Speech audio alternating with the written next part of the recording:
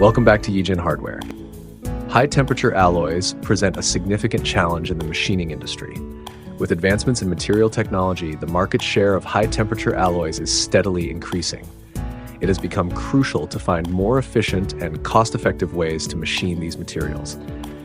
In this session, we will explore the material properties and machining difficulties of high-temperature alloys in just a few minutes to see if we can find solutions to these problems. Subscribe now to get started.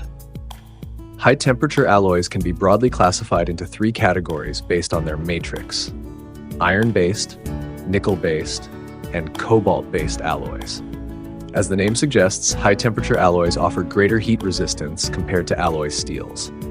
They exhibit reliable stability, high strength, low thermal expansion, and good thermal conductivity in high-temperature environments. They are primarily used in various components of gas turbines and aircraft engines, such as casings, blades, and turbine discs. These alloys are costly, and their market share is increasing year by year. Due to their low thermal conductivity, which is typically only 20 to 40% that of steel, high-temperature alloys led to elevated cutting-edge temperatures during machining.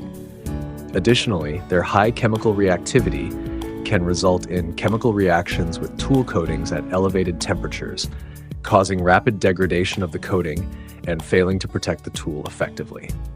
The cutting resistance of high-temperature alloys is 50% higher than that of medium carbon steels, necessitating better overall tool strength. After machining, the surface often experiences significant hardening and residual stress, with hardness levels reaching 200% to 500%. This leads to faster wear of the cutting edge during subsequent machining, greatly shortening tool life. These factors often result in phenomena like tool burning, sticking, and breakage when machining high-temperature alloys, reducing tool durability and causing instability during machining. Therefore, strictly controlling cutting temperatures and avoiding chemical reactions with high-temperature alloys is the most effective solution. Let's dive into the details of the machining process. 1. Under medium to small excess stock conditions, it's advisable to use solid carbide tools with side cutting edges, keeping the cutting speed within 30 to 50 meters per min. Slower machining speeds help lower cutting temperatures. Utilizing the larger heat dissipation area of the tool's side edge can effectively address overheating issues in the cutting area. The coolant should be directed fully onto the cutting edge, and using tools with internal cooling is the optimal choice. High-temperature alloys should be machined with specialized milling cutters coated with inert metals to resist chemical reactions and protect the tool, extending its lifespan. For improved machining efficiency, ceramic-based milling tools can be used with dynamic machining techniques for roughing.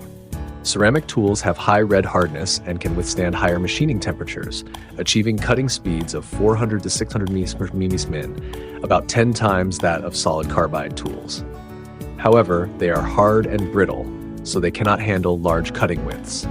Typical machining parameters involve a depth of cut of 3 to 5% of the tool diameter.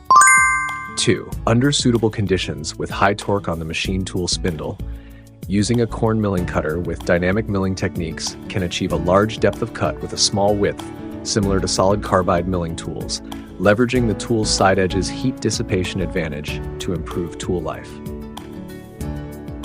3. When finishing curved surfaces, opt for ultra-precision tools instead of ball-end mills. The large arc profile of the tool allows for effective side cutting, enhancing tool life and efficiency. 4. For deep cavity machining, the machine should ideally be equipped with high-pressure coolant through the spindle, combined with internal cooling tools to promptly reduce the temperature of both the product and the tool, preventing deformation and wear from excessive heat. High-pressure coolant can also remove chips promptly to avoid accumulation that could cause tool breakage. During roughing, using an insert milling method can effectively reduce radial cutting forces as the tool engages the workpiece quickly with minimal movement, reducing cutting heat. This approach not only extends tool life but also minimizes workpiece deformation, offering greater machining stability and metal removal rates compared to side milling. That wraps up this session. We invite you to subscribe to our channel for more technical insights. Let's progress together and enhance our skills. See you next time.